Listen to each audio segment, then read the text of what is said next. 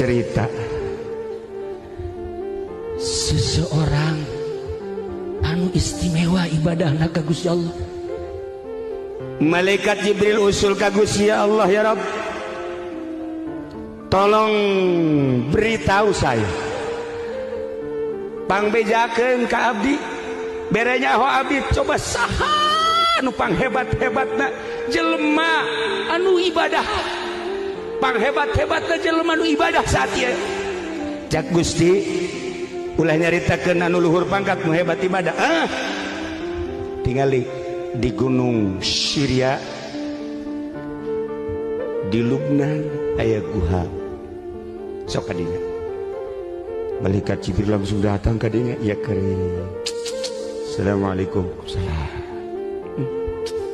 Begitu ngobrol eta jelema teh sapoe-sapoe ting sare nangan sajam. Ibadahna teu eureun-eureun salat, baca Quran, zikir jeung maca sholawat. Awakna ge geus lain awak model kos urang. Aya nu kuru ge di dieu bengek. Lain eta. Kuru ibadah. Tapi cahaya muncul. Daharna hanya sisa-sisa manusia eta ge ketika dibutuhkan. Malaikat Jibril gode kepala, Masya Allah. Geus teu hayangeun nya nama milu raramean, geus teu hayangeun nya nama ningali alam dunia hiji bae nu ditingali teh akhirat. Malaikat Jibril kagum. Setelah kagum keluar sababaraha meter tidinya aya jelema nu keur mabok ngagali taneuh deuk nyieun pager lantaran mabok. Sakilan geus diliangan eta tihang teu daek asup-asup mabok atuh peing deuk kumaha. Koleng anu sadeukeun kan ngagilek deh kan. Oleng tuh sia seri mabok sia. Ayawan ku aing sia. Ku malaikat Jibril di deketan gadinya, cek benak hati anak muda, ulah-ulah dek nulungan aing sia kai. Kanyawan ku malaikat Jibril. Gentes hatena seperti eta.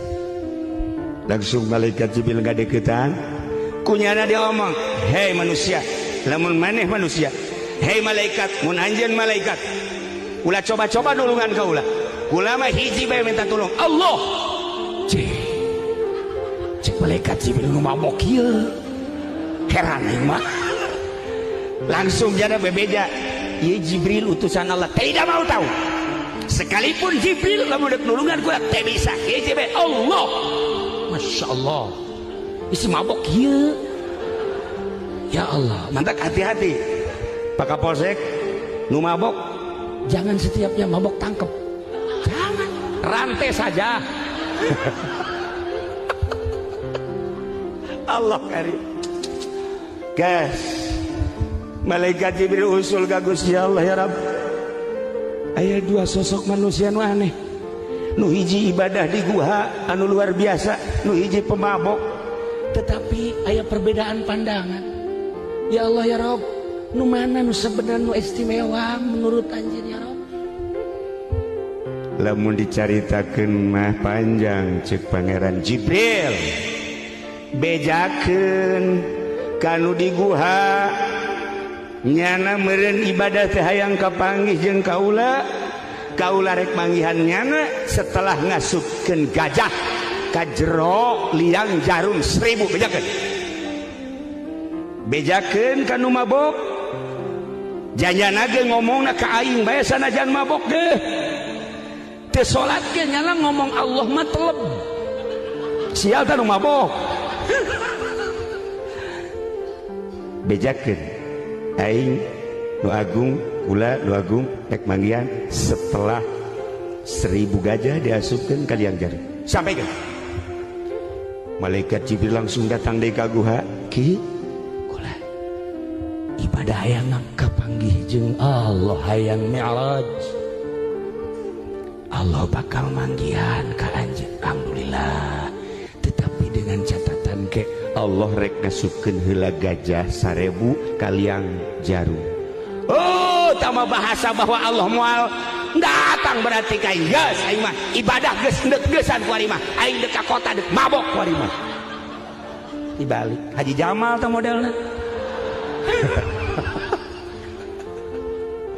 Coba datang ka nu mabok. Ceng.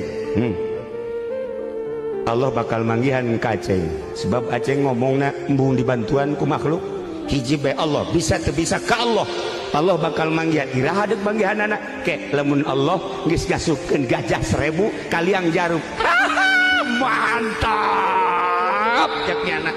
Allah mantep kudu ngasupkeun kaliang jarum 1000 iraha bae ge sekat antara kula jeung Allah jeung kula iraha bae barang penting jeung sabaraha bae bohong tawa bahaka sakitu mah ya Allah ya Rabb ngalayang ka luhur langit mantak nu mabok sing hade ye asal ulah mabok korupsi bae bajingan tah mah.